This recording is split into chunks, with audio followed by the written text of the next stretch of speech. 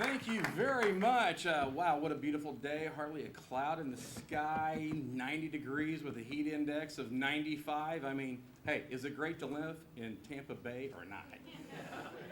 Here it is in the middle of September, and it's nice and warm.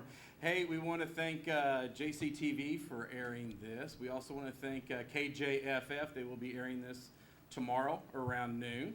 And I don't know about you, I'm ready to celebrate.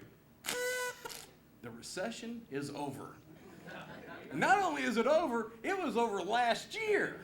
I don't know what I've been complaining about. I mean, for like a year and a half, I've been griping about the economy, and the whole time, things have been fantastic. So, is it hot in here? I mean, I know there's a lot of politicians in here, so I hate to say that there's like a lot of hot air or something in here. But to me, you know, it is just a tad bit warm. Mr. Chuck Banks here in the front is going to be our timekeeper. Let's give him a big hand. For the politicians, green means go, yellow means 1 minute, and red means you're out of time, and then I stand up. So that means you're really out of time. I did MC the mixed martial arts fights the other day at Sir Dyke Harley-Davidson. Well, the tilted kilt girls were really cute. I definitely had to say the tilted kilt girls were pretty cute. As far as the fighters, I would not want to fight any of them. I mean, it hurt pretty bad. So unfortunately, it's not going to be quite that exciting here tonight. No tilted kilt girls. But anyway, all right, so Jefferson County Growth and Development, we've been here for a long time. We try to put a positive spin on Jefferson County, and we try to help people understand the importance of spending their money here in Jefferson County.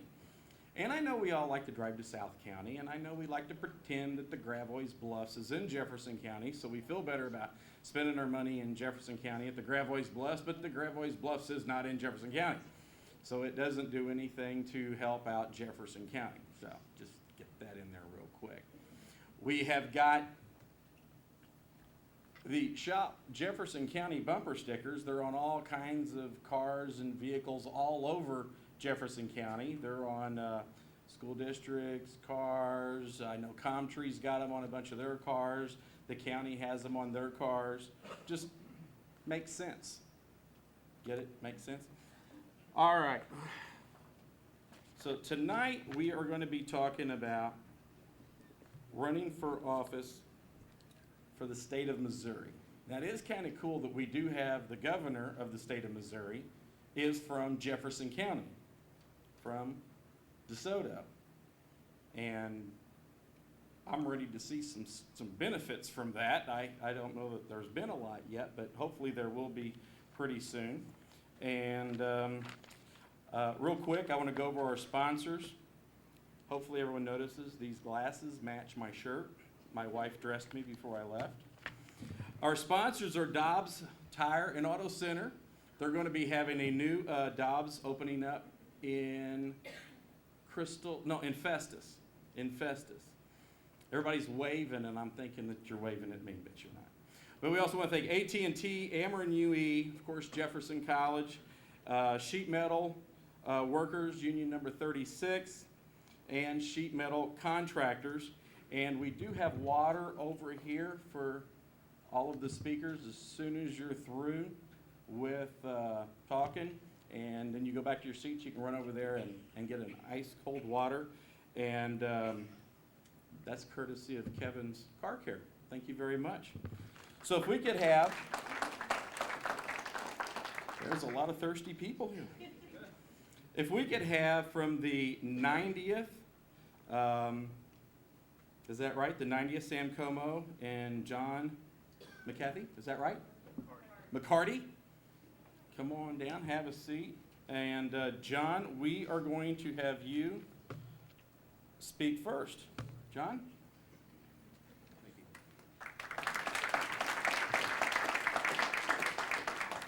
Thank you, and thank you for the opportunity to come and speak. You know, in a vulnerable economic situation like we have in the state of Missouri and in our nation, we need fiscal conservative candidates that will listen and fight for the communities that they represent. That's why I've decided to run for state representative. I'm not a career politician. I'm concerned, fiscal, social, conservative citizen that has values, morals, and is connected to the people of our district and willing to bring back some common sense to our government. The Missouri Constitution says this, that all persons have a natural right to life, liberty, the pursuit of happiness, and the enjoyment of the gains of their own industry. What happened to that? When they wrote that document, I truly believe that they meant those words. And something's changed. They have a right to life. That's all persons have a right to life. I am adamantly pro-life. I am happy to be the only candidate in the 90th District endorsed by Missouri Right to Life. Liberty, I believe that we need to decrease the size of government in their involvement in our everyday lives. Smaller government means less control, greater freedom. Decreasing the need for larger budgets and allowing Missourians to continue to enjoy the freedom granted to them by their Constitution, including the right to bear arms, freedom of speech, education, all without interference from the government. The pursuit of happiness does not provide for the government to produce happiness. I know that there's a lot of talk about job creation. I don't believe that the government creates jobs. The government is a consumer. The only place that we're going to find jobs for Jefferson County, for the state of Missouri, is through our small businesses, through groups like this group here, Jefferson County Growth and Development, people that are interested in our district. Enjoyment of the gains of their own industry, jobs and taxes. While some claim to have been producing jobs in our state and in our nation, our district right now is currently running around 10% unemployment. We have a negative 3.2% job growth rate since 2006. So we can talk jobs, but until we reduce the red tape for small business, and until we start putting money back in the pockets of Missourians, there is no other way to create jobs. Less government, less taxes, less regulation, more freedom. My name is John McCarty. I'm running for state representative in the 90th District, and I would appreciate your vote.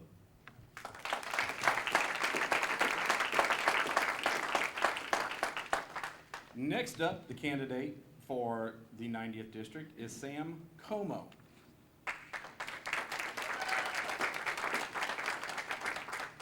I'd like to first thank the Jefferson County Growth and Development for hosting this event. I think this is a great opportunity for the candidates to be heard. As said, my name's Sam Como. I'm running for state representative, not just for the 90th District, but also to represent the county on economic development. Over the years, I've worked very hard to position myself in the state as the job creation. I am the ranking member of economic development, which I worked very hard to get myself positioned for that. During that time, I've traveled all over the state, from Kansas City to St. Louis, seeing what's working, what's not is working. And that's why last year I sat down with the Jefferson County Growth and Development. We talked about some of those ideas that I've been seeing and trying to find out what we can do here. And one thing we needed to do was to put together a plan to move forward. Not anything that is actually in concrete, but something that is a living document that we can look at, get input of the newly elected people that's coming through, county council and state, and continue to move forward. So as a way of starting this conversation. And I think we were able to do that. It took us about a year to go around the state, or go around the county. We sat down with the local chambers. We went from there, had open forums, and we put together the document that you actually see today. Since then, I was asked by the governor to sit on the Tax Credit Review Commission. We've been actively running around the state, same scenario. I've been in Kansas City, sat down with Joplin, trying to get to see what is working, what's not working, to see what we can do to put together the programs that can spur economic development in the state. Also, a couple other things that's going on in the state. You have the governor's put together the strategic initiative for economic growth, which is another group that is going around the state looking at what we can do for the next 5 years in economic development, job creations around the state. At the time I've talked to them, they did not want to put any legislators on there, so I worked very hard to try to make sure we could advocate to get somebody in Jefferson County at the table. I think it's important. We were able to do that. I asked for at least one person at the table. Talked to Chuck Banks, got some recommendations from him. We ended up getting 2 people at the table. Those 2 people will represent us on that strategic plan. And during that time, I believe, with all the hard work that we've done through the chambers and everything to put this plan together that you guys have seen today, they can go advocate for our behalf on that commission, and with the idea that it come forward and we'll have a good plan. I guess the main thing is, everybody knows, I have worked very hard on the economic development side. With that, I think it kind of shows on my support that I'm getting. I've got support from the Missouri Chamber has come out. Historically, they do not support as many Democrats, I guess, as you can say. But because of the climate that we've had up in Jeff City lately on non-job creation, I was able to get their support. I was able to get support from the Kansas City Chamber, the St. Louis RGCA. Those are all support groups that I think are strong. They understand job creation. They understand what it takes to get jobs. I've worked hard with them. They recognize that, and I've got their support. So with that, I appreciate you guys having this event. Thank you very much.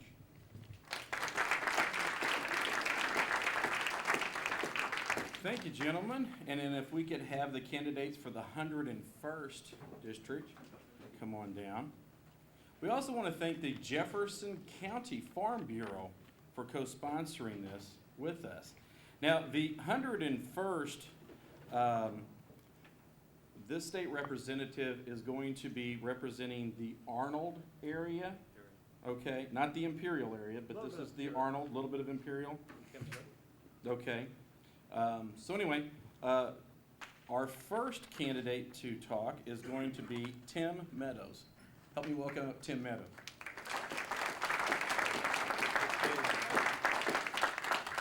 I have to always ratchet this up a little bit because of my height. Do I get to charge for that? Good evening, everyone. Take that time off me, timekeeper. Anyway. Good evening, everyone. I am Representative Tim Meadows of the 101st District. I'd like to openly address the voters of the 101st District, the people that have elected me to 4 terms. I got 4 terms because I was elected in a special session back in February of 2004 and re-elected in November of 04, November of 06, and in November of 8, I was re-elected by acclamation because I did not have an opponent. Tonight I wanted to reach out to you and talk mainly about my record as a representative in Jefferson City. I'm a very proud person to the fact that I have only one person that managed to pass legislation in my first year under Governor Holden. I passed a boatload of legislation under Governor Blunt, and I passed legislation under our previous governor, Jay Nixon. Now, I literally sponsored hundreds of bills and co-sponsored hundreds of bills. And I challenge the folks here and also the folks out there watching at home to make sure that you get online and look up my record. I think running on my record is a strong thing.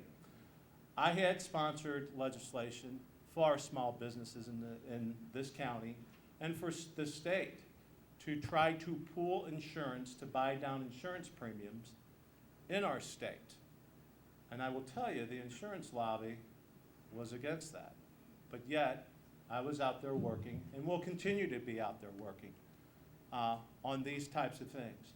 Job creation, yes, very important. But let me just add this.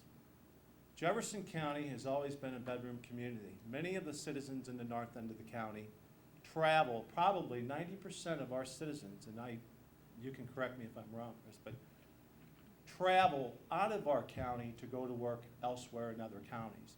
We are classified as a bedroom community. Yes, we are.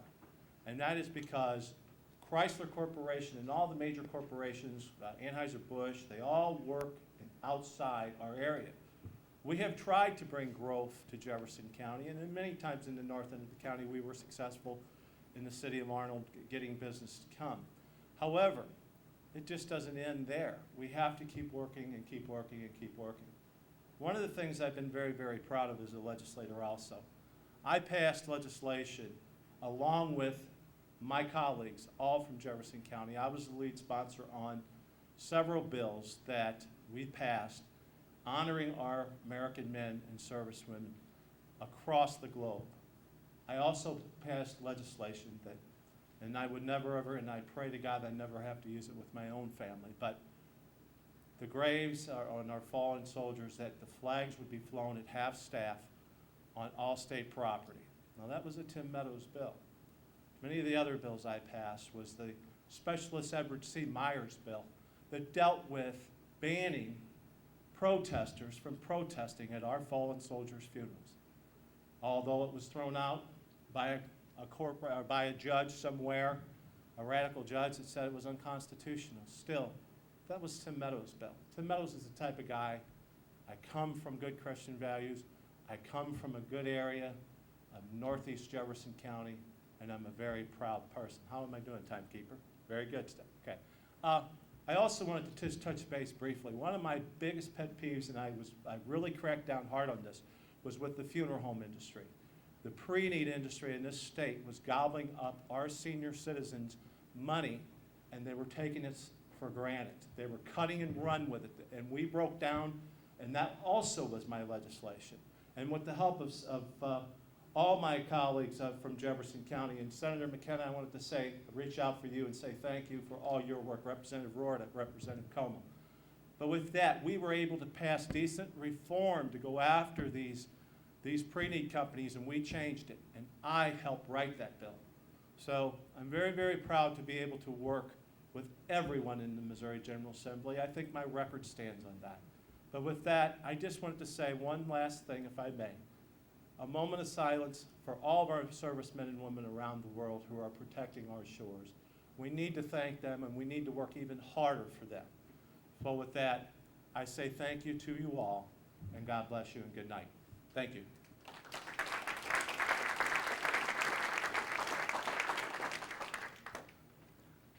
All right, now I got to readjust this. Oh, I'm sorry. That's okay. So next up for the 101st, which is the Arnold area. And if you haven't figured out, these are 2-year terms. So every 2 years, the state representatives run again. So basically, y'all are always running.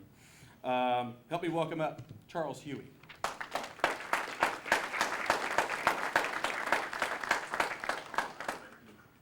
You ready, Chuck? Okay. Good evening, ladies and gentlemen. First, I'd like to thank the Jefferson County Growth and Development for everything you do for Jefferson County. It's a vital process that we keep our business here. And I want to introduce myself. My name is Charles Huey, and I am the People's Candidate for the 101st District. Let me first tell you a little bit about myself. I'm originally from Southeast Missouri, if you can't tell by my southern twang. I grew up in a typically poor family. We only had my father, who was working at the time, and he became disabled at 49 years old, so I know how it is to be paycheck from paycheck. So he was a Vietnam veteran, and I'm proud to say that because every veteran that served in Vietnam is a hero, no matter what people say. He became a cop in Cape Dorado, and he was a union member. My grandfather on my mother's side was a Teamsters president. So Tim, thank you for serving with the Teamsters. But I'm going to start talking about something. Representative Meadows has done a lot of great things, but that's the past. The question I have for the voters of the 101st, are you better now than you were 4 years ago? I'm wanting to work for the people.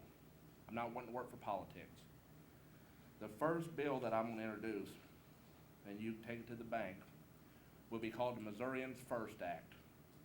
It will require every corporation and business that comes in Jefferson County and the state of Missouri, they must hire Missourians before they hire any out-of-state workers.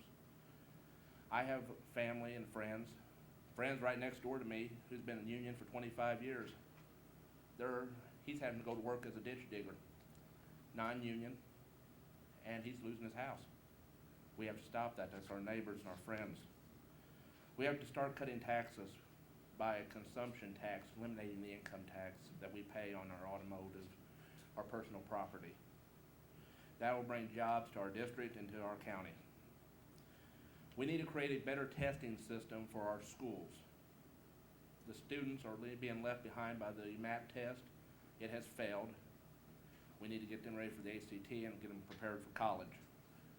And we have to find a more effective way to deal with the methamphetamine pandemic without passing the cost on to a taxpayer. I'm gonna jump off subject now. I told you my 4 points, but I'm also gonna tell you another story. I'm not going to go to Jefferson City, and I'm not going to take lobbyist money. I'm not going to be a puppet for any political party. Like I've told the Republican Party, which I was scrutinized for, I work for the 101st District, I work for the people of Jefferson County, and I work for this state. They don't tell me how to vote, you will. So the fifth and final pledge that I pledge to my constituents is that once a month I will come back to this district. We will have a town hall meeting, and I'm gonna ask you what you want. It ain't gonna be me sitting up there doing what my party wants, because quite honestly, I'm not no longer in that party. They decided that it wasn't good for me to be in there and not listen to what they had to say. They were mad that I started listening to the people that I endorsed, some Democrats and some Republicans. They didn't like that, and I'm an independent voice, and I'm proud to say it. And if that stops people from voting for me because I'm no longer going to listen to the Republican Party, then so be it.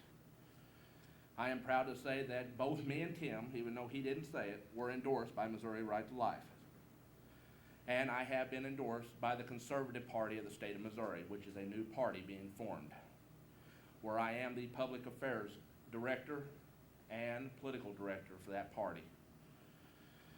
In closing, I ask that you give me the opportunity to prove to you that I am the best man for this office as state representative from the 101st District, and that I will work tirelessly for the citizens of Jefferson County to make their lives better. I thank you for taking the time to listen to me, and thank you for coming out here and supporting these candidates.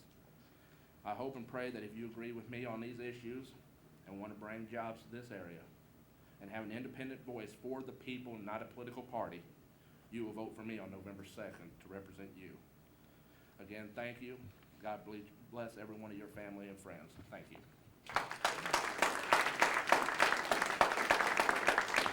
All right, thank you very much. Don't forget, we got some water over there, courtesy of Kevin's Car Care. Hey, this will probably be pretty much a record. Yeah, there we go. Hey, we'll probably have pretty much of a record turnout for voting for a non-presidential year, because we've got, what, 7 people that are running for county council? 14. Or 14 for 7 different positions. And then, of course, so many of the openings for the state representative. At this time, if we could have the people that are running for the 102nd District follow Jeff Warda's lead. Is Paul here? I was looking for him. Okay.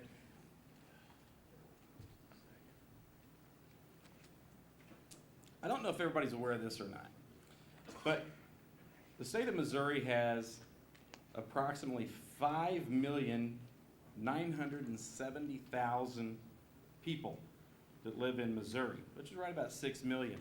The city of New York has 6 million people that live there, but all of Missouri has right about 6 million. Jefferson County alone has approximately 219,000. So we're a small part of the county. But but if we are part of the state of Missouri. But if you looked at St. Francis County, they've only got about 64,000 people. And then if you make it down to beautiful St. Genevieve County, that whole county has less than 18,000 people. So, you know, in our area, you know, we are pretty much the big guys. It's a great place to live, and we're really close to St. Louis. Now, the city of St. Louis, I don't have that. The St. Louis County has about right at 1 million people that live in St. Louis County. So whenever you look at this area right here, you know, we are a nice-sized county. I believe we are what they call a first-class county.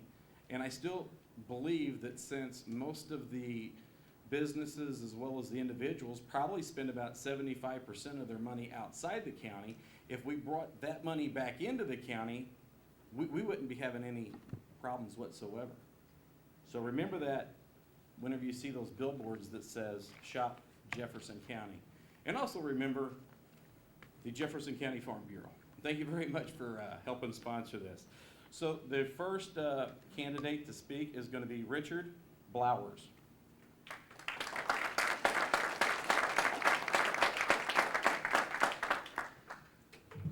I'd like to start by thanking the Jefferson County Growth and Development Agency for the opportunity to be here tonight and speak with you. Again, my name is Richard Blowers. I am a Constitution Party candidate. I decided to run as a Constitution Party candidate because I didn't feel comfortable in either one of the two big parties. I've lived in Jefferson County for 17 years. I'm a father, I'm a grandfather. I'm a proud union member. I'm a member of the Machinist Union in St. Louis. I have been for 17 years. A lot of my union brothers are also supporting me in this effort. First off, some of the things I would like to try to accomplish for Missouri. I feel we need to make Missouri a beacon for business and industry to bring jobs back here. I think the best way to do that is to make the taxation level across the board for all businesses. We've seen a lot of eminent domain abuse, I believe, by taking faithful Jefferson County businesses, taking their property from them and turning it over to other businesses, and then then they get tax breaks on that property in their business. I think that's wrong. We're hurting faithful Jefferson County businesses who have employed Jefferson Countyans for years, and we're penalizing them to try to bring jobs in. I think we would be much more successful if we made it across the board for businesses and for individuals. Another thing, we need to work on our educational system. We need to be able to supply these businesses and industries with quality people, and we can do that. We have to find creative ways to do that other than just throwing money at the situation. That's proved to be nothing but a waste of taxpayer dollars. I'm a pro-life person. I promise I will vote pro-life when legislation comes up. I have a little problem with people who vote present or are not present for certain votes. That's not the way I promise to do things. I like to think of myself as a principled person. We have a lot of tough decisions that we're going to have to make in this county, in this state, and in this country. We need people who don't want to be politicians but want to be statesmen and want to be public servants and are willing to make the hard votes even if it means they're not going to get elected the next time around, if it's the correct thing to do for the state and for the country. I hope we get a lot more folks running for office and elected that will do that.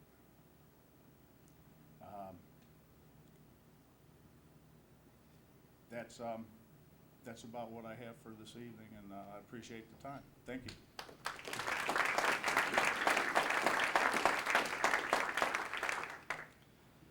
All right, next up from the 102nd, Mr. Jeff Warda.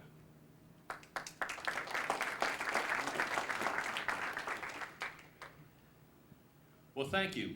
Thanks to the JCGDA for sponsoring this great event, and thanks to the folks on J98 and the folks on JCTV for tuning in to hear what the candidates think, what we plan on doing for our districts, and what we believe in. Thank you to my opponent, Richard Blowers, for taking the time out of your schedule to show up tonight. And Richard, I got to tell you, it sounds like we agree on more than we disagree on. I think it was pretty widely publicized how strongly I opposed that eminent domain project in Arnold. I publicly said that I'll never step foot in that project, and I never have. I'm like you. I'd like to see our kids in school performing better, and that's why I've been an advocate not only for stronger school funding, but for stronger school standards that move our children ahead, move our state ahead. And like you, I believe that people that serve in the legislature ought to be public servants. I spent 17 years of my career in law enforcement. I spent 10 years as a volunteer firefighter for our local fire district. I've worked, since I got elected, I've worked when we're out of session for an ambulance company.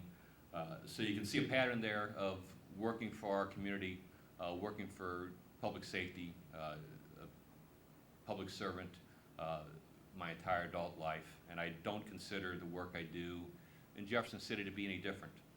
I go to work every day, one of the first guys in the parking garage in the morning, one of the last guys that leaves at night, believing that we can make a difference in elected office. You know, we heard tonight from one of the candidates that said that government can't make a difference when it comes to creating jobs, when it comes to bolstering our economy. And I got to tell you that that's not my core belief. And I've been all around the state. I've talked to folks in my district on a daily basis over the last 6 years. And I think that the values that's reflected from those conversations, from those interactions, is that people want our elected officials to work hard for them. They want our elected officials to be people that believe that we can make a difference. Even when it seems like the odds are against us, that we work hard every day to try to make a difference. And I'll tell you, I'm proud that Governor Nixon, when it comes to making a difference and creating jobs, singled me out as a leader in the passage in this special session this past summer on the Manufacturing Jobs Act. And it's not a giveaway to a big corporation. It's not a bailout for Ford.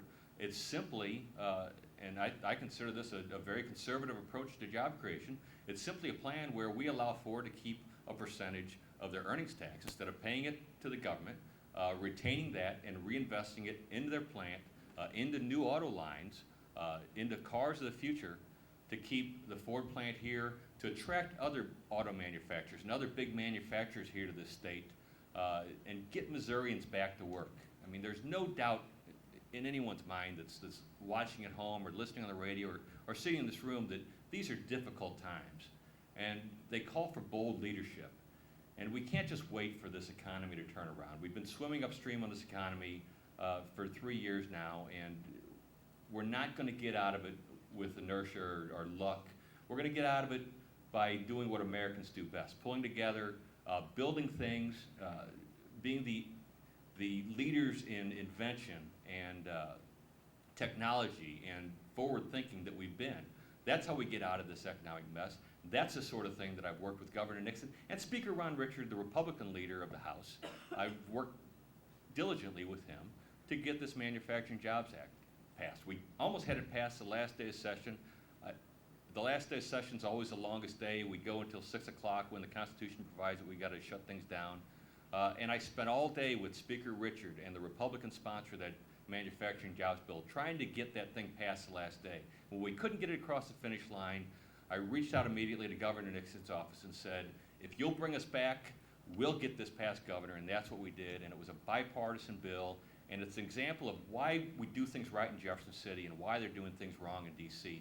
We're still able to come together in Jefferson City and understand the values of our people back home and put partisan politics aside to get the job done.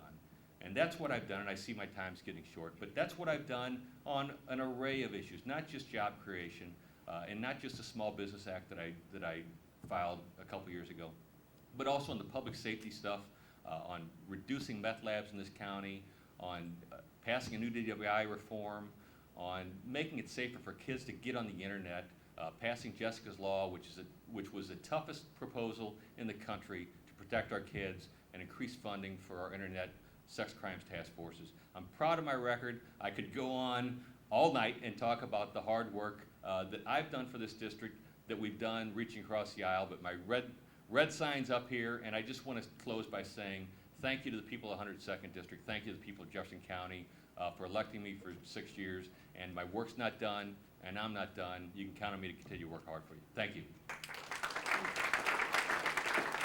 Don't forget to get some of that delicious water over here in the corner. All right, if the candidates for the 103rd want to come on down, I did want to take this time to say a special hello to the Mayor of Hillsborough, Frank Rowland. Frank, stand up.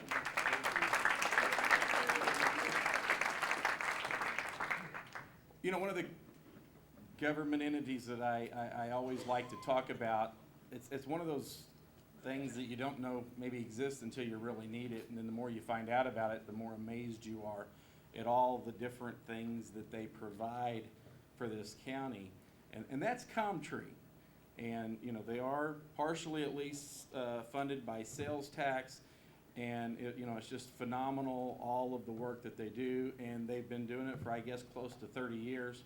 Mr. Tracy Wicken and Dr. Stephen Huss, thank you very much for all that you do. And while I'm at it, I did want to say hi to Kurt Steve over there from Joachim Platten Ambulance. That's right, they were at the mixed martial arts fight Saturday night. Didn't have to get used. It was rough. I'll tell you what, you know, there's a lot of things in life I'd like to do, and that's not one of them. So, of course, running for politics wouldn't be that much fun either. Ron appears to be like in the corner, like he's in trouble, but if you're up here, you know he's sitting closer to the fan, because it is a little warm up here. Ladies and gentlemen, for the 103rd District, please help me welcome up Ryan Casey.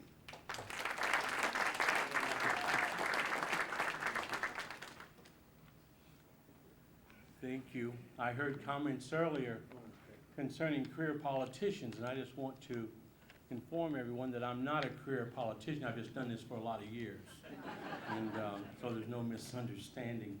In the early days of doing this, and there's some in the room that remember those days, my most important thing was to make sure I didn't have something on my tie. Well, I've come to the age where now I go scrapping for my glasses, so I don't care what's on my tie. It's all okay. Let me just say this to you. For not a career politician, 5 minutes is not very long to tell how great you are. It normally takes a politician a long time to do it. I'll hear about that later. I'd like to thank the college and KJFF, each one of you, for being here. I'm not sure I'd have done that if I was not a candidate.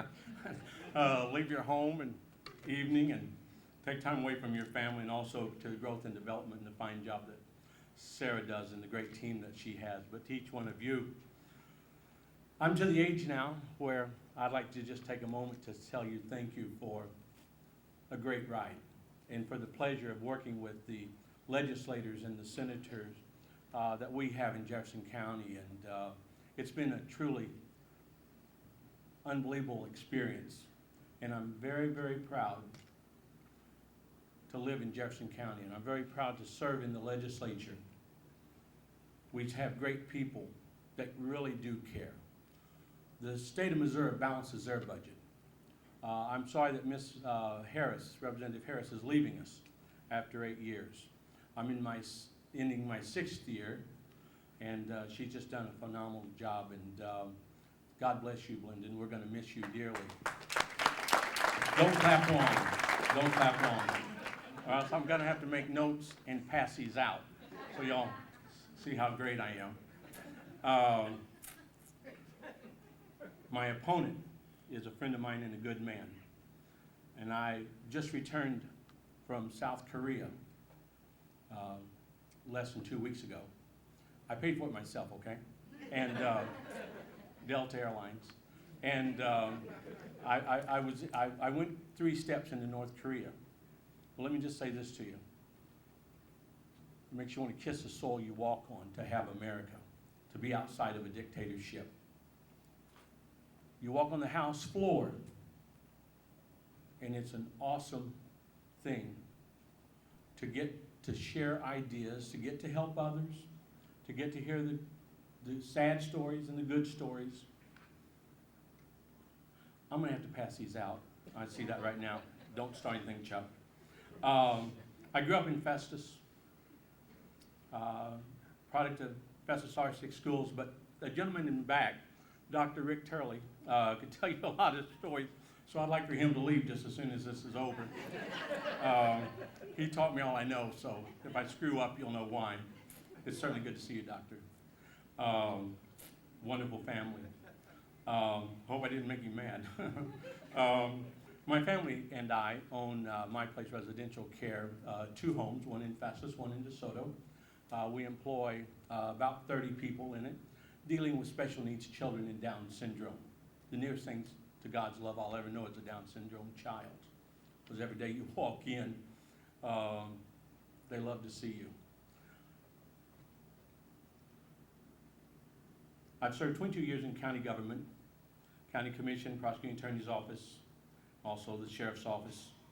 In the House, I serve on corrections and public institutions, Veterans Affairs, state parks and waterways, and Speaker Richard appointed me to serve on the congressional redistricting after the 2010 census is completed, and I'm thrilled to get to serve on that. I don't know much about redistricting, but we're going to get to learn a lot. We've not started meeting yet because the numbers are not back yet, but it certainly is great. Chuck, just take your time. I've got copies of my presentation for whenever y'all leave. They'll be at the door. I see he's not cooperating. People ask, what is the hardest part of my job? And probably you can take pride in a lot of things that we do in the legislature trying to help others, whether good people have differences of opinion. You listen to those opinions, you evaluate them. I've never been told how to vote. I do not take money from others because I want to vote my conscience and I want to vote my district. And, oh boy. God bless you and thank you.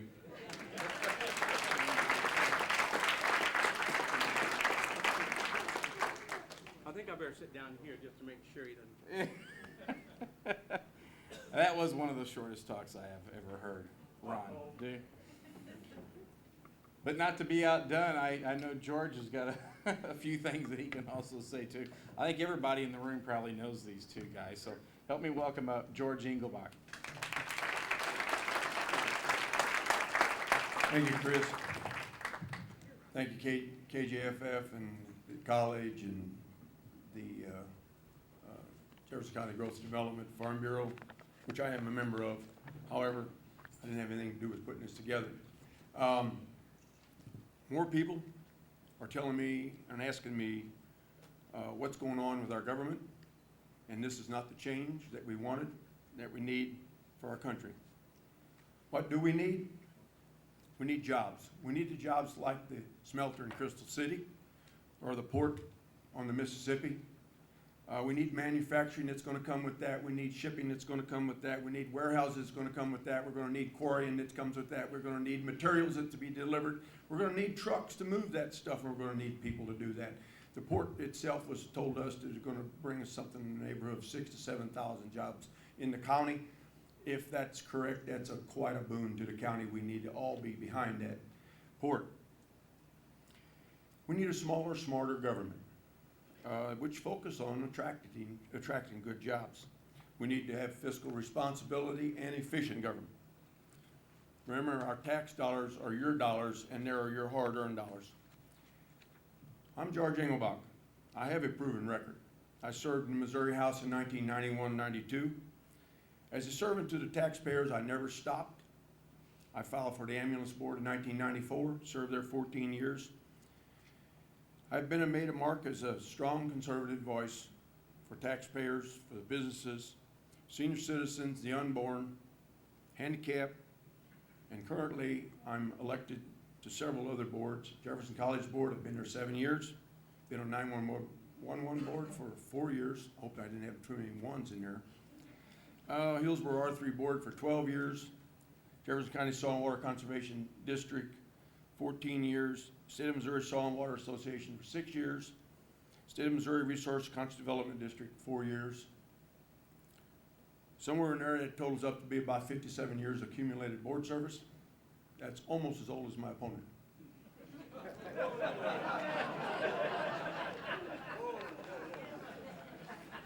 I had to get one little mark in there. He was very fair.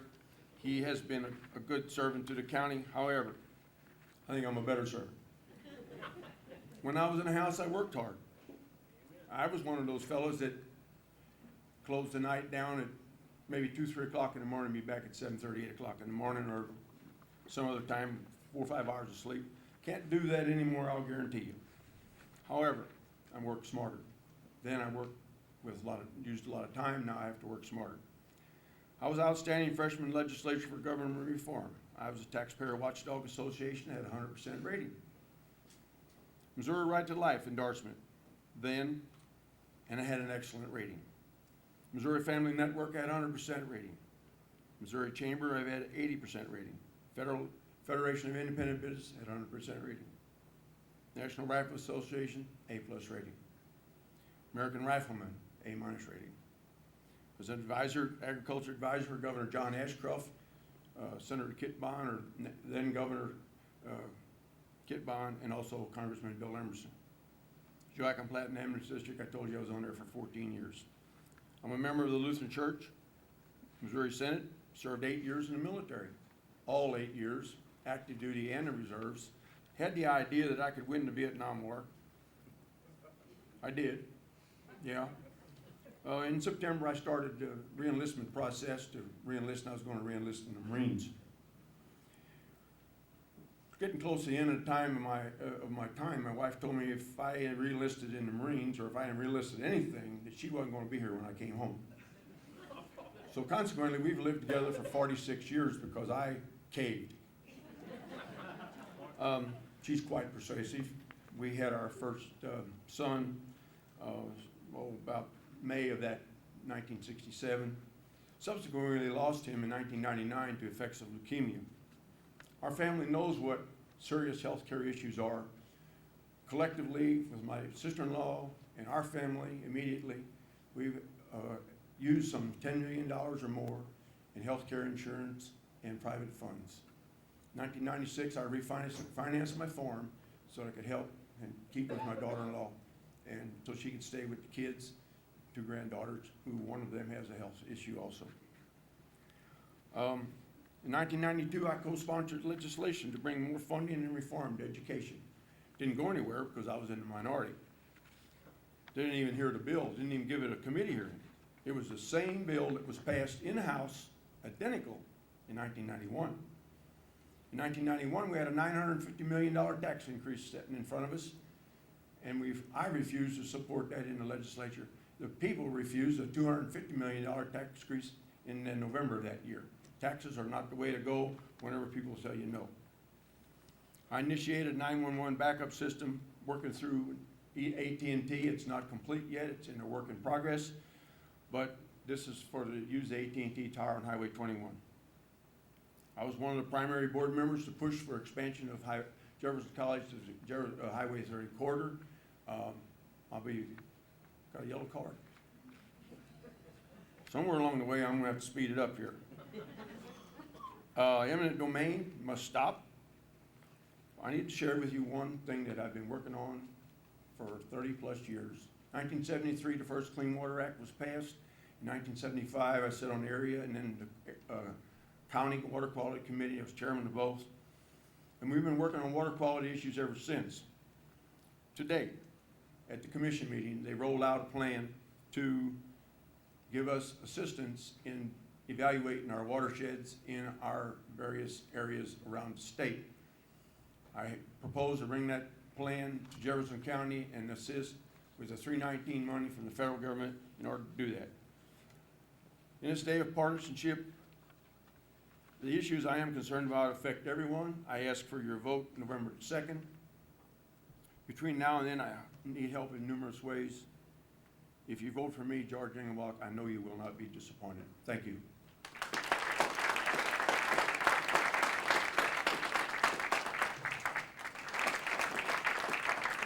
I did like what George said about being married, and yes, he is right, unless my wife says otherwise, and then she's right. If the candidates for the 105th could come on down, have a seat.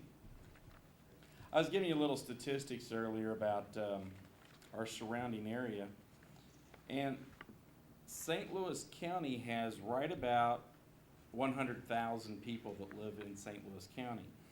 The thing about St. Louis County is it's made up of 92 municipalities, including the city of St. Louis. And everything gets divided so many different ways that you never really know what town you're in. For instance, did you know that there is a city of Beverly Hills in St. Louis? We all know about Clayton and Frontenac, but how about Hanley Hills, or Hillsdale, or Glendale, you know, and several other ones. And I just find it kind of interesting, but at the same time, you've got 25 different school districts and 10 different universities right there in St. Louis. And all in all, when you add it all up together, that's one of the things that makes Jefferson County, in my opinion, such a great place to live. In addition to our sports teams and the Fox Theater. So there's a lot of things about the county that I really like about our county, and then there's things that I like that I'm only about a half-hour drive to go to St. Louis and enjoy a lot of the other things that life has to offer. Another thing about St. Louis and our airport, we're right dead set in the center. And I mean, if we're gonna go to LA or we're gonna go to New York or wherever we're gonna go, we're right dead center. So people that I talk to that come to St. Louis, that's one of the things that they talk about was if they have a convention in St. Louis, you can get people from LA to come to St. Louis. You can get people from New York to come to St. Louis. But if you're having it in LA, you can't get anybody from that coast to come. Nobody wants to fly from New York all the way to LA. So when we start talking about the port, this is a real deal. I mean, you've got major ports on Lake Superior, you've got major ports on Lake Michigan, Lake Erie, up and down the Mississippi River, but none of them are gonna put the goods right smack dab in the middle of the United States. So I think that this is something that we cannot miss this opportunity, and I know that there's gonna be people that are gonna come out against it, and in Jefferson County, we kind of sit and we don't do anything when we have a big opportunity to have something, and I really think that this port can be a real game changer for the entire county. So.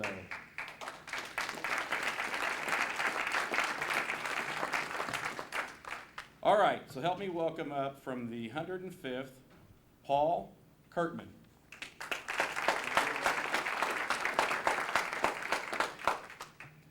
Thank you very much to the association for putting this on. I know a lot of things go into the logistical work of putting together meetings like that, so I very much appreciate it. My name is Paul Kurtman. I'm running for state representative in the 105th district, which encompasses Jefferson County, Franklin County, a little sliver of St. Louis County.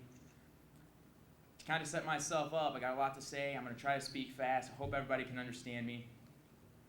I never really had any political ambitions, really. I never really even paid attention very much to government, really up until about 7 or 8 years ago.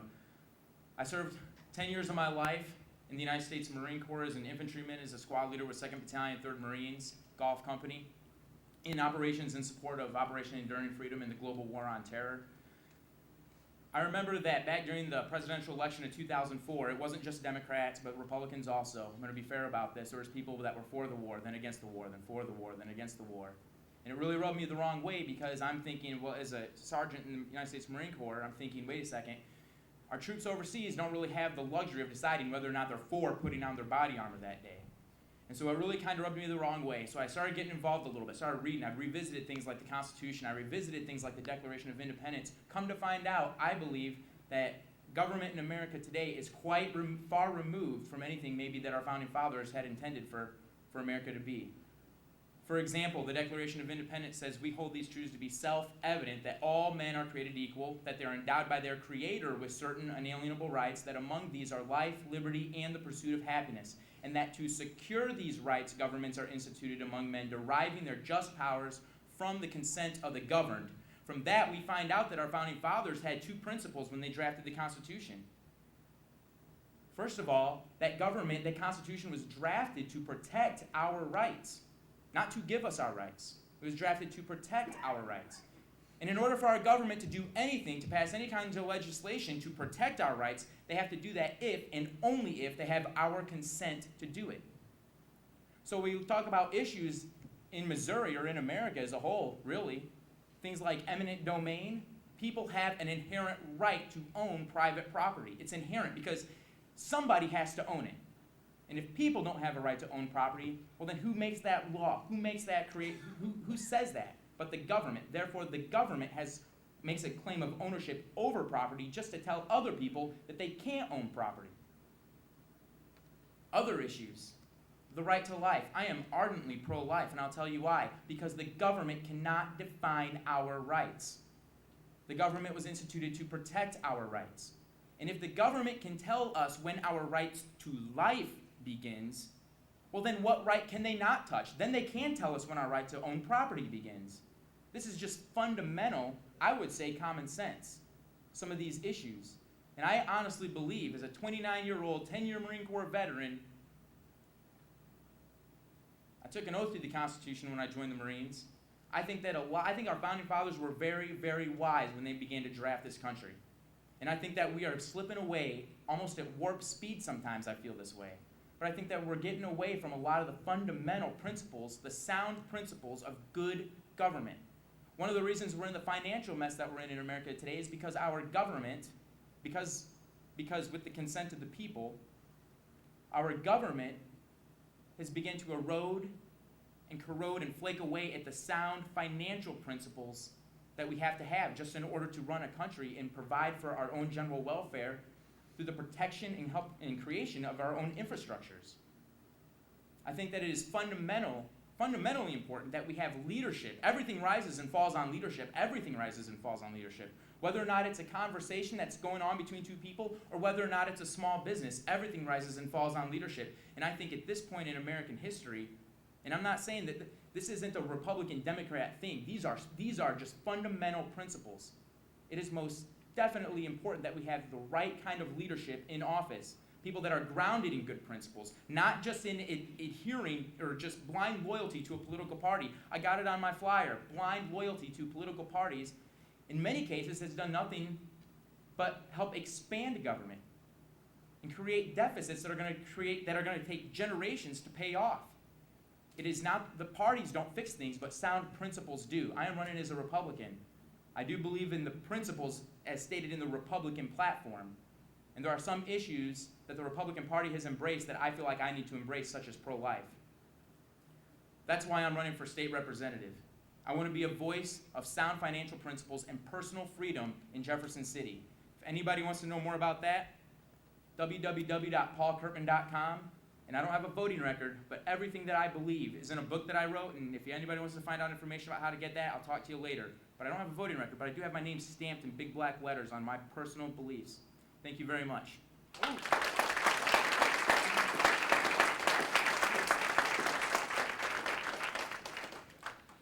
I also had a book with my personal beliefs, and then my wife changed it all. So, no, that's cool. I'm wanting to read your book. And if my wife, you ought to go vote with me and my wife. I mean, it really is funny. I mean, whatever I do, she does the exact opposite, you know, so I don't even know why we go. And then I learned we've been married a long time, so I just lie to her. Whoever I vote for, I just say I voted for the opposite person. And then usually it just never works. Whatever I do is wrong. I don't know. All right. Michael, are you ready? Help welcome up Mr. Michael Frame.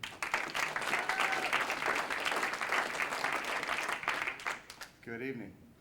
My name is Michael Frame, and 4 years ago I was elected to represent my community in the Missouri House of Representatives. I'd like to take just a few minutes of your time to talk about how I've been working with the families and the businesses of my district to build a better community. Shortly after I was elected, I held a town hall meeting to discuss the behavior and professionalism of the Burns Mill Police. Kind of a delicate subject to tackle. But anyone who's lived in Northwest Jefferson County for any length of time has heard the stories regarding this police department, and many of them are not very pretty. Most of the legislators will tell you that when we hold a town hall meeting and we're lucky enough to get 100 folks to come out for a town hall meeting, it's usually because they've invited their family, their friends, and anyone who's owed them money. If you look around here tonight, there's probably about 100 people here tonight, and we have every state legislator in the room right here.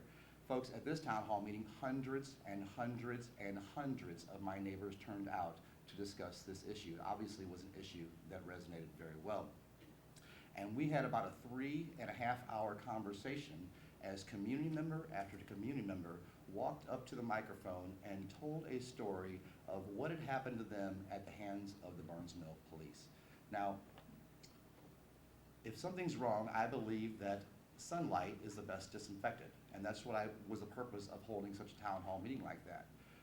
After the meeting was over, one of the Burns Mill Board of Aldermen members turned to the Burns Mill mayor and said, you know, if half of what we heard tonight is true, we have a huge problem. To which the mayor replied, if 5% of what we heard tonight is true, we have a huge problem. I believe that a significant percentage of what I heard that night was true, and we went right to work with the mayor of Burns Mill, beginning steps to reform the city and the police department and the way they do business. We were able to eliminate what folks perceive to be a speed trap over on Highway W at the Big River Bridge. Used to go 55 to 35, and most times than not, there'd be a Burns Mill police officer on the other side of the bridge just to make sure you were doing down to 35. Today it goes 55 to 45 for 2,000 feet to 35. What we wanted to do was provide folks a legal and safe area to reduce their speed. I said today it does. Actually, today it's under construction, so it's 35 all the way through. But it will return back from 55 to 45 or 2,000 feet down to 35. We also greatly reduced the number of tickets that were issued the next year. We pushed for video cameras in all the police cars and microphones on all the police officers, because on too many occasions, the stories that we were hearing were complaints not about getting a speeding ticket, but it was complaints about the way they were treated when they received that ticket. And I think that those video cameras have greatly helped. My neighbors do tell me that when they do have encounters now, it's much more friendly. I did go back to Jefferson City and help craft legislation that would reduce the amount percentage that a city like Burns Mill could use for traffic fines, the percentage that was legally for them to accept in traffic fines for their general revenue. So when standing up to a police department is a pretty tough thing to do, but I can tell you, when times were tough, when the chips were down, I was the one standing up there. I was the one making the tough voice, and I'm happy to do it because I was standing up for my community. Things were pretty well for the next several months until the city of Burns Mill proposed, the city leaders of Burns Mill proposed annexing portions of the House Springs Business District. This is an area just off Highway 30 there at W and MM, and the folks, it's not a town, but it's a community, and the folks like their independence over there. I thought the way that the city of Burns Mill went about proposing that was just patently unfair. That they cherry-picked an area where there were no voters, only struggling small business owners. Their plan was to take $100,000 out of these businesses, and by the way of sales tax, property tax, utility tax, and a business license fee, and what they wanted to do was to take that money and build themselves a big city hall. I just thought it was wrong. So I went in and I got volunteers. We had about 25 volunteers each weekend. We went over, we knocked doors, we found the voters we needed to win that election. We actually found 325 Burns Mill residents who told us that they would vote no. Keep in mind, in this particular election, only Burns Mill residents got to vote. The folks who were being taxed didn't get to vote. The folks receiving the tax were the ones that got to vote. But these folks are good people. They realized this was patently unfair. They told us they would vote no. We called those folks starting the week before the election. We called them every single day, sometimes 2 times a day. We called them so much they told us, if you call me one more time, I'm gonna vote in favor of this annexation. We were calling 325 Burns Mill residents on election day, 331 voted no, and the annexation was defeated. But I went back to Jefferson City and I passed legislation, makes Burns Mill the most regulated city in the state.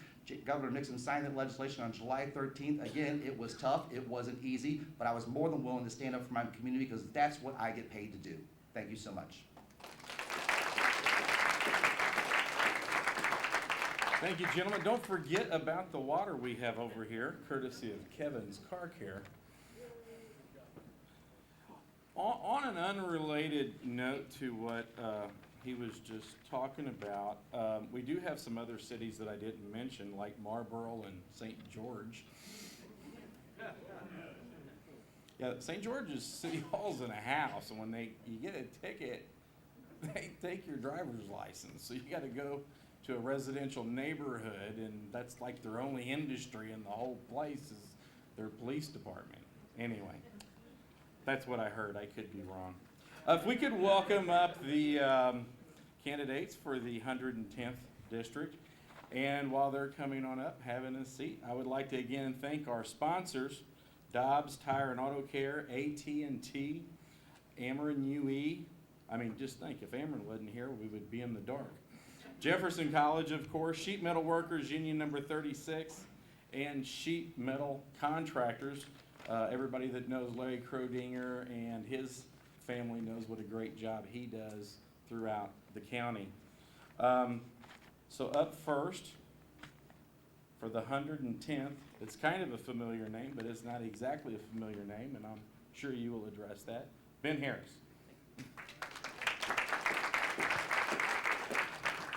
I'd like to thank everybody for coming tonight. My name is Ben Harris, and I'm 33 years old. I've lived my entire life in southern Jefferson County.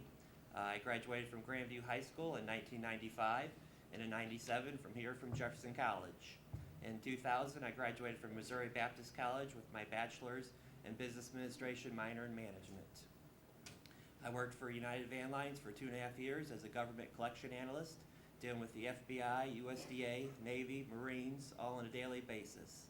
I'm currently general manager of Rain Tree Country Club outside of Hillsborough here. I am pro-life, pro-labor, pro-gun, and I plan on representing the people. I think that's the most important part. As a representative, we should be representing the people in our districts and their values and beliefs. And I can do that by doing legislative surveys, being active in the communities, going to church picnics, chicken dinners, festivals, being out in the community. A lot of people, they might not call you, they might not write you a letter, but if they see you out in the public, they'll come up and talk to you and share their concerns with you. I also do not take any lobbyist or special interest money. I'm running my campaign with my own money on my own time. And that way, if elected, I can really represent the people and their values and ideas. I've been endorsed by Missouri Right to Life, the NEA, National Education Association, and the MVC, which is Missouri Votes Conservation. I've been out in the community working hard for this last year. I've done a lot of door-to-door campaigning. I've been to over 7,000 houses this last year, and it takes a lot of time and it's a lot of work. But a lot of the people I've talked to are very appreciative that I took the time to came back all these back little side roads where I didn't even know that some of them existed myself. And it's a big area. The 110 covers southern Jefferson County, northern Washington County, and a little part of Franklin County. So it's parts of 3 areas, and it's a big deal. But if elected, I plan on working hard at the Capitol. And I know everybody's talking about job creation and what things need to be done, and just like everybody else before me. And that's not, there's no magic wand out there that we can just shake and create jobs. People have been working on this for years, and I do believe it needs to start with small businesses, and that keeping the small businesses on an even playing field with large businesses. A lot of these tax credits and incentives, they go to these large companies and not to the small businesses, and that doesn't create an equal playing field. And I know we've been cutting a lot from budgets, and well, yesterday I was at Potosi for a tour of the correctional facility down there.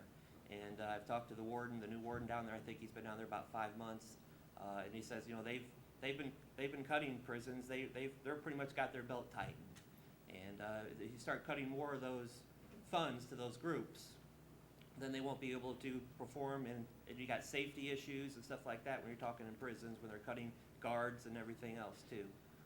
And especially in Potosi, which is a top-of-the-line prison where the worst of the worst go. So I think we need to also find new streams of revenue to bring into the state. And there's a lot of like the internet sales, we're losing millions of dollars on internet sales they're not being taxed.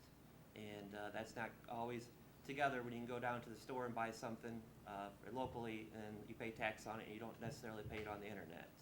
And there's certain other ways too. There's companies that they're headquartered in other states, and so they have multiple stores in different states, and they don't pay taxes to Missouri because they're headquartered in another state. And there's laws like that we can be changed and help bring in money. And there's a lot of little things. They all don't add up to a lot, but every little bit helps when it comes to the economy when we're slashing all these areas in education and other areas that are very important.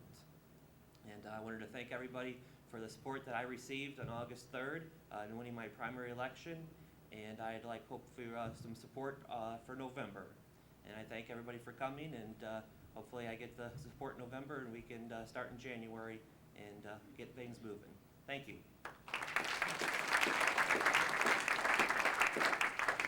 Thank you, Ben. And now if you could help me welcome up Carrie Cabral. Good evening, folks. I'm going to share a little story with you and then kind of hit into more about me and who I am and what I stand for. I'm going to first adjust this, all the tall people out here. Last Sunday, while at church, my good friend Roger's house was broken into. They left the television. They left the stereo. The thieves didn't take the silverware or the expensive guns. They took food. Only food. We're living in a time where average folks, this thing's really, can I take it off here? Sure. Because I'm a hand kind of gal. There we go, that's much better. We're living in a time where average folks, people like you and me, are doing things that they may not normally do to survive, to feed their family. While this may be morally wrong, very, very morally wrong, Roger didn't seem to mind. In fact, he understood and only wished he knew who they were so he could better help them by opening his pantry further. My name is Carrie Cabral, and I am the Republican candidate for the 110th District State Representative, and I'm here to help. I know those aren't always the words you want to hear. I'm from the government, and I'm here to help. I have a family, a husband, 3 daughters. One is a teenager. You may give me your sympathies at the door. I have a dog, a cat. You get the picture. I know what it's like to pay a mortgage. I know what it's like to have a budget and have to stick to your budget. I know what it's like to tell a child, maybe next month. Maybe we can get to it next month. It's not in the budget for this month. I've been asked why. Why are you doing this? Why are you running for state representative? Why would you want to take on this burden? But I truly believe that in order to serve the people, you must first have a servant's heart. I am a servant. I sincerely hope that you'll consider voting for me in November. I want to say, we've talked about endorsements, and we can talk until we're blue in the face. I am endorsed by Missouri Rights Life, Missourians United for Life, pro-gun, I could tell you about that all day long, but it doesn't really tell you much about me. I'm just your average, ordinary person. I don't have any special degrees. I ran a tire company for about 6 years, but that doesn't make me any more special. Just because I can open a bag of bread, it doesn't necessarily make me a baker. But with that being said, just your average people getting out there and taking on the mantle of having a servant's heart and being a servant and actually going in with the right ideas, with the drive to get something done, to make our state, to make our district, to make our towns just a little bit better for our kids than what it was when we were there. Just that tiniest bit better. That's what drives me. That's why I'm hoping and praying that you'll vote for me on November the 2nd. That's why I'm running. I would like to say thank you to the Jefferson County Growth and Development Association for hosting this event for us tonight. I would also like to say a special thanks to Sarah for all your hard work.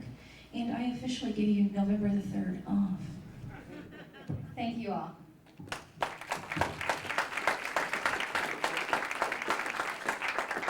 Thank you very much. And again, don't forget to get some of that wonderful water over there in the cooler.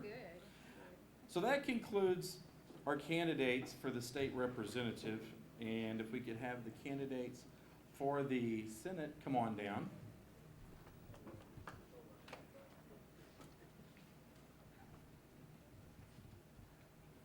Again, we want to thank the Jefferson County Farm Bureau for co-sponsoring this. Every county in the state of Missouri has a farm bureau, and our farm bureau is headed up by David Reed, and his wife Janet is here. Thank you very much. Appreciate your support.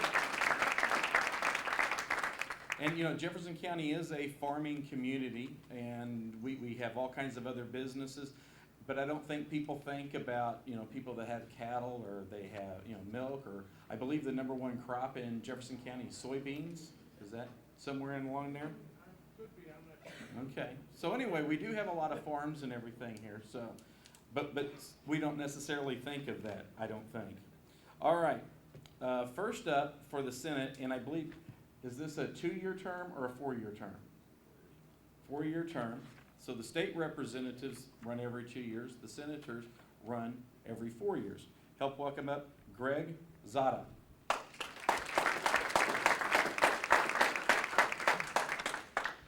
Thank you for that. Good evening, ladies and gentlemen. My name is Greg Zada, and I'm running as a Republican for the Missouri State Senate District 22. First, I'd like to thank the Jefferson County Growth and Development Association, the Missouri Farm Bureau, Jefferson College, anyone that's involved in getting this platform. I want to thank them for providing this forum in order for the citizens to find out about the candidates so they can make an informed decision in the upcoming election. A little bit about me. I am 57 years old, born in St. Louis. I'm a resident of Jefferson County for about the past 20 years.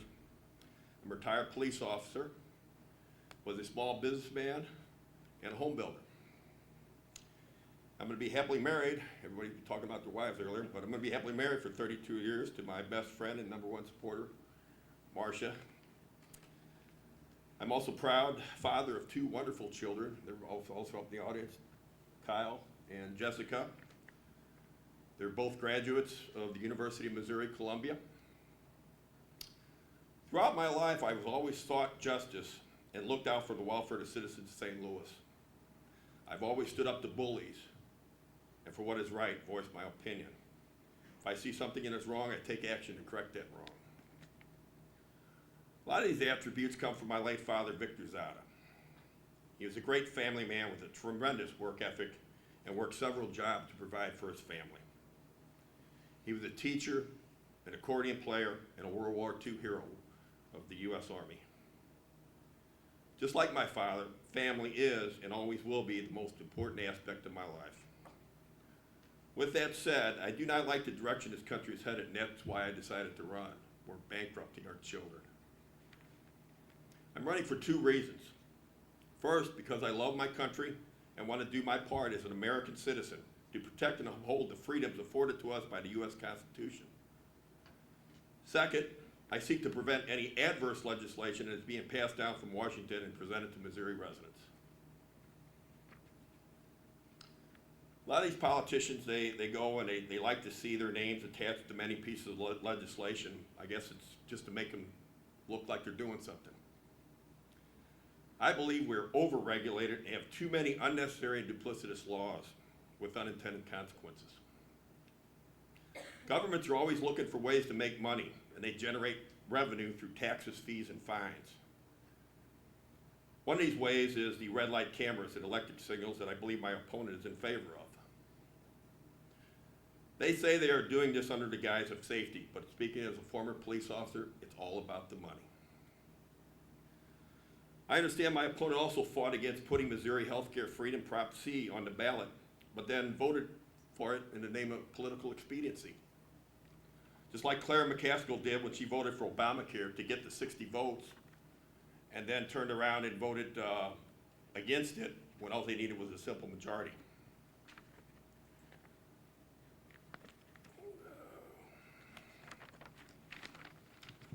That means they're on both sides of the issue. I believe as an elected official, you take a stand on a position, you should be willing to back up that position.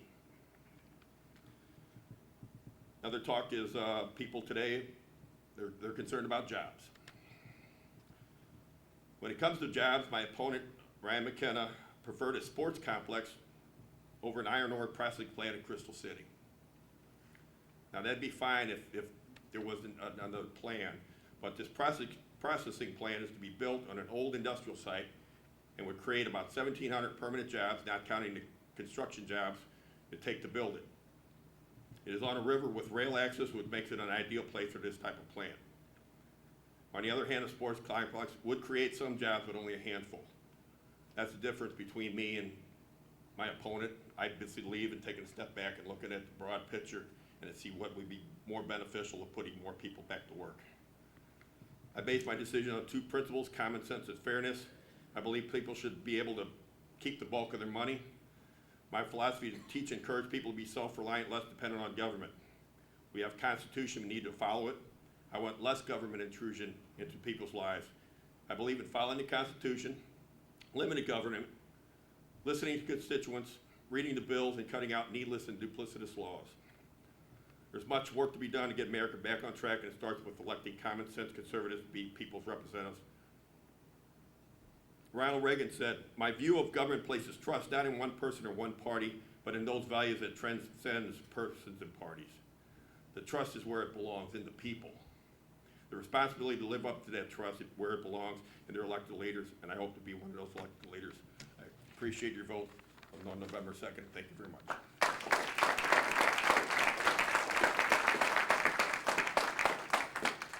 Thank you very much. I have to say hi to Jessica and Kyle. I have a son named Kyle and a daughter named Jessica. I thought that was kind of interesting. And Ryan didn't bring his secret weapon. He's got a little boy. He's just as cute as can be.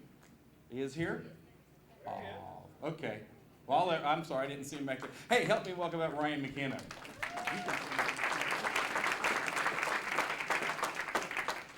Thank you. I was beginning to wonder if my son was going to be here. He was here when the first politician started talking and left, which is not a good sign for me.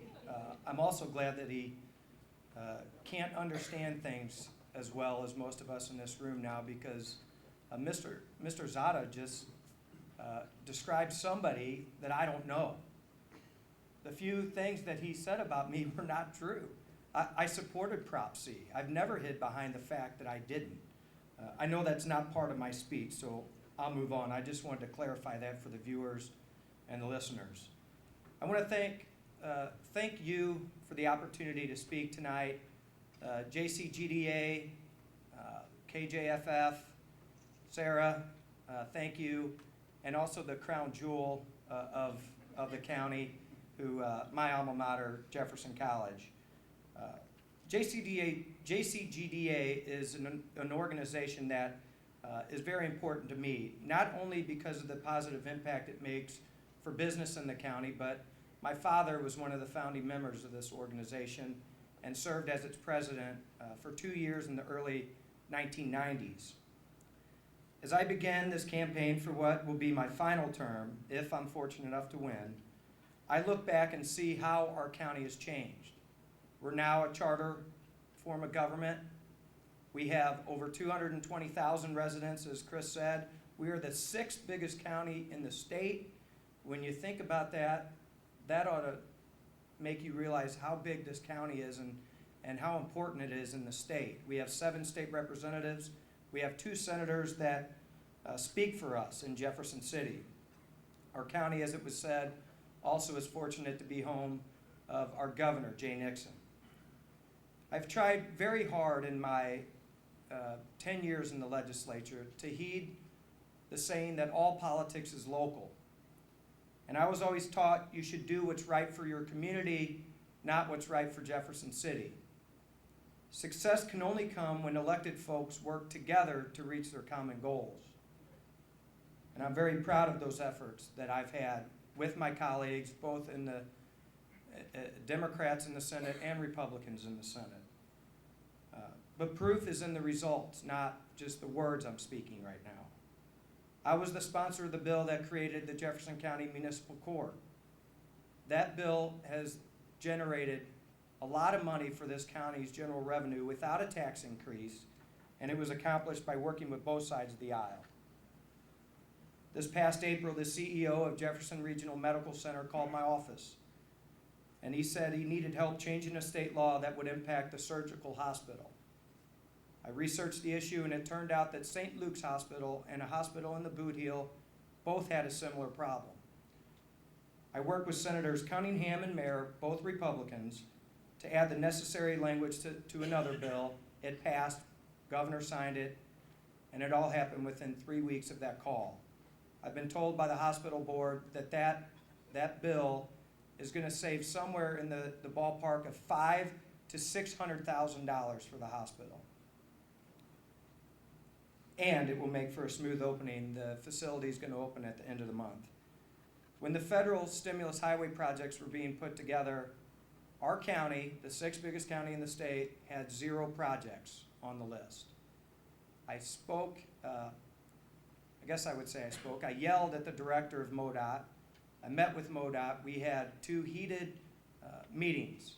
We now see what's going on with Highway 55. There's between $15 to $20 million that is going to be spent on that road and create numerous jobs. The one that I guess people try to make fun of a lot is the bill that I passed to ban texting while driving. To me, that's not a laughing matter. That bill passed the Senate on a 31-3 vote with a full-out ban, and unfortunately to the young people in here, there was an amendment added in the House that added an age restriction. I'm going to go back next year again and file that bill to do an all-out ban. And finally, this past session, I worked with Senator Scott Roop of St. Charles and Senator Eric Schmidt of Kirkwood to pass legislation that mandated insurance companies had to cover autism. This has been a bill that has been fought in the legislature the last couple years. And believe me, there was a fierce lobby by insurance companies to kill this bill. Ultimately, it passed. The point I'm trying to make tonight is that Chuck wants me to stop talking. But I just want to say I asked for your vote November 2nd. I'm proud to serve this county, and I'm proud to be your state senator. Thank you.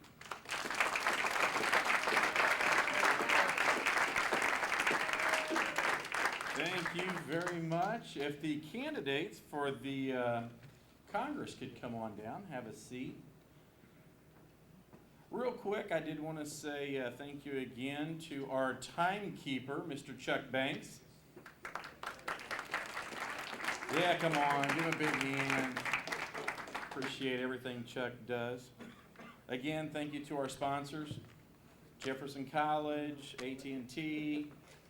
Thank Kevin for the water, Kevin's Car Care. Real quick, I did want to, we knew this as we were going on. We've been doing this for several years. It used to be called Eggs and Issues, and we would do it early in the morning.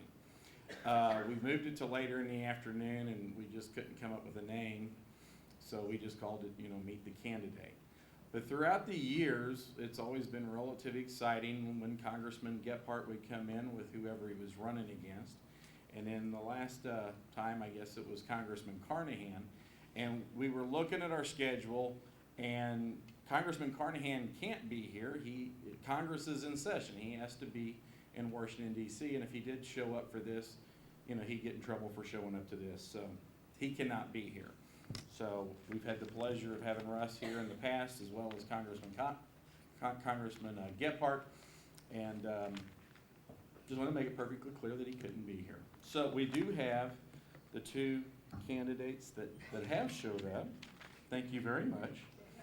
And so help me welcome up, and I'm going to get this right, Nicholas Ivanovich.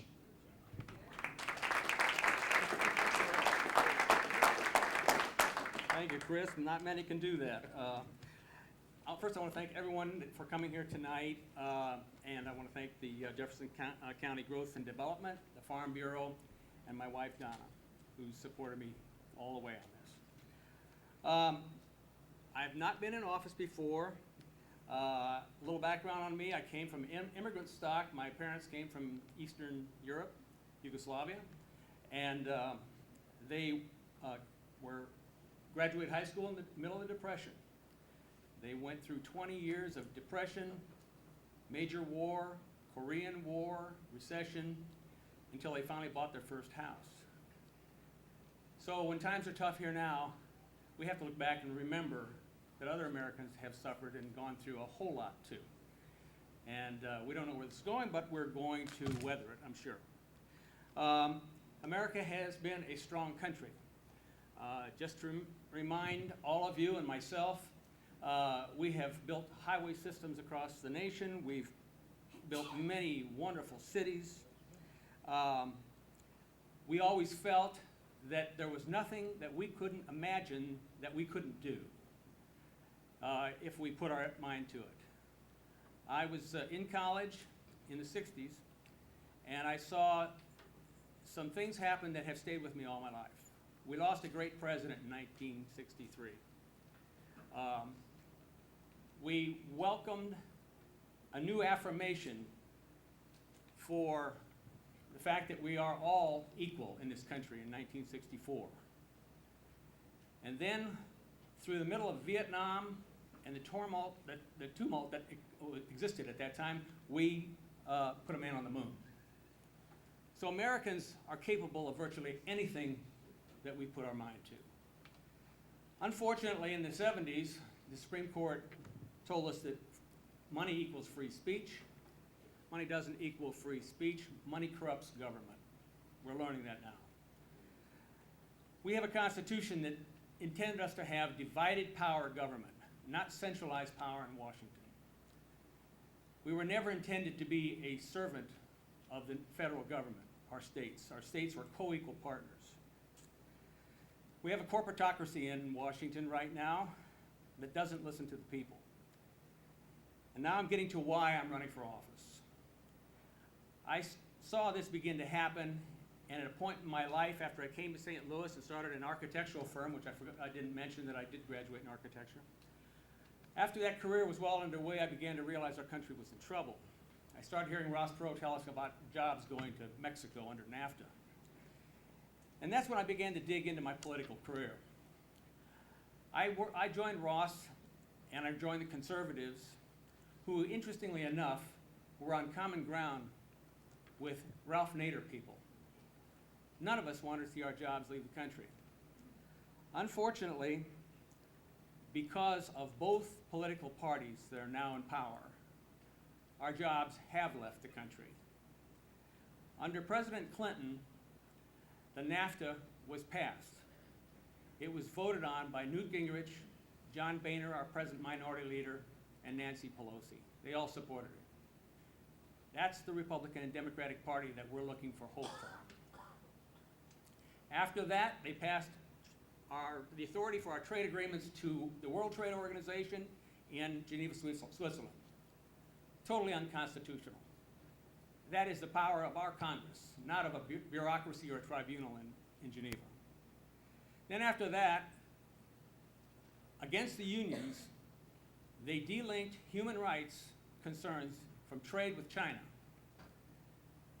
And they got together and they passed free trade for communist China. Now I want to ask you, we stand for liberty and freedom in this country, and our concern is, why are we linked up with communist China? Why are we in debt to communist China? Why is this great nation of ours, why has it been de-industrialized by the two parties that hold power? This is why we need the Constitution Party. The Constitution Party is the party of Benjamin Franklin, Jefferson, and Adams. We want to bring this country back to the Constitution, back to the people, not the centralized power. This is why I'm running for office. We have to keep our focus on doing what is right for the country, not for parties. When we vote, we can't vote for the lesser of two evils to see a party win or a party fail. We have to vote for what is good for our country. The Constitution Party is fully standing with that. The idea of preserving our freedom for the next generation. My time is up. I ask for your support, for your vote, and I pledge at this time to do everything I can to bring this country back to the Constitution in every way we can. Thank you.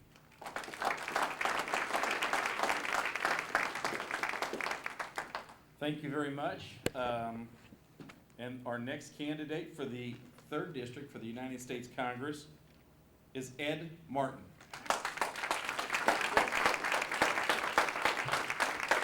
Well, on behalf of all the candidates, let me say, I want to say thank you to someone who hasn't been thanked. Larry the cable guy was great tonight, don't you think? I mean, those highlights were, but seriously, thank you all for being here, and I think someone's supposed to say we saved the best for last. Someone else is supposed to say it, not me, but my name is Ed Martin, and I'm running for Congress. I'm running against Congressman Russ Carnahan, and I'm here tonight to ask you and the listeners and the viewers for your vote. This is the most important election, I believe, in American history. I'd like to start by telling you a few stories. It's about 2.5 years ago now. It's a little bit less than 2.5, but over 2 years ago, a friend and I started a website called SaveAB.com. And we decided we were worried about the future of St. Louis and the other 11 cities where people were employed by Anheuser-Busch, because there was a foreign company that was going to take over Anheuser-Busch and dramatically change the company.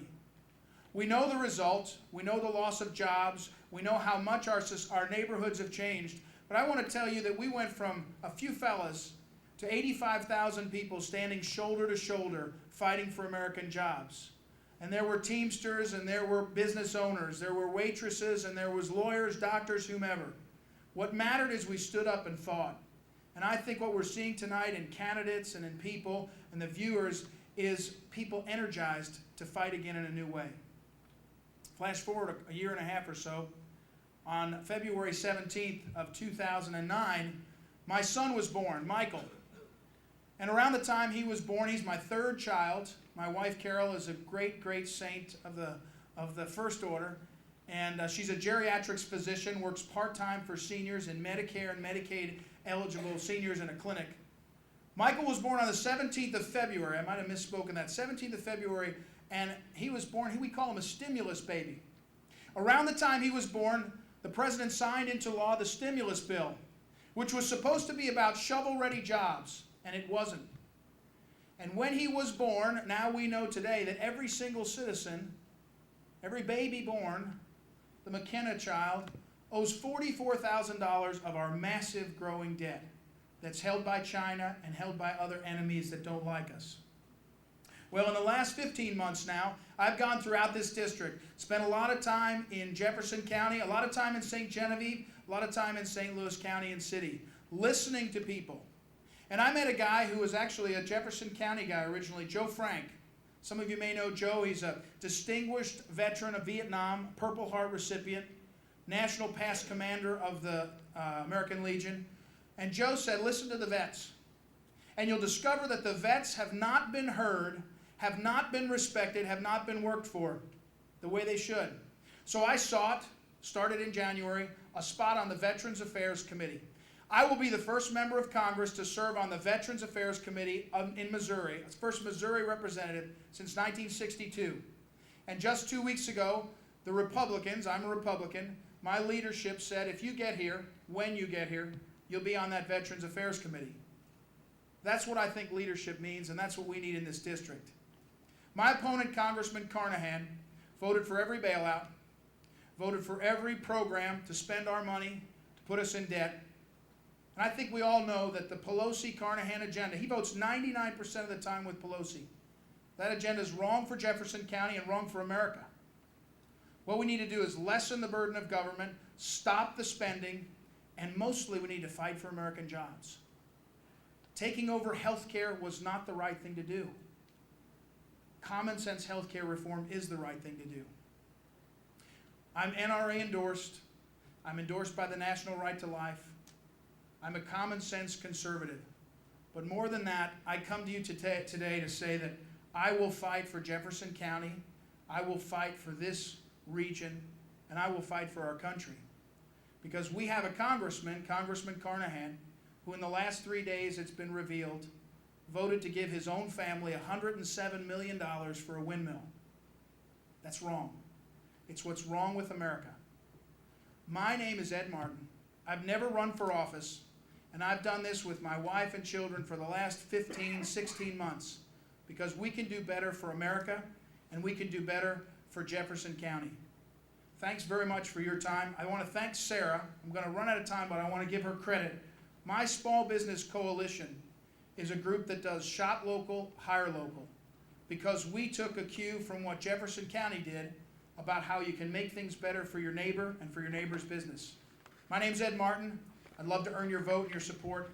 Thank you for the time.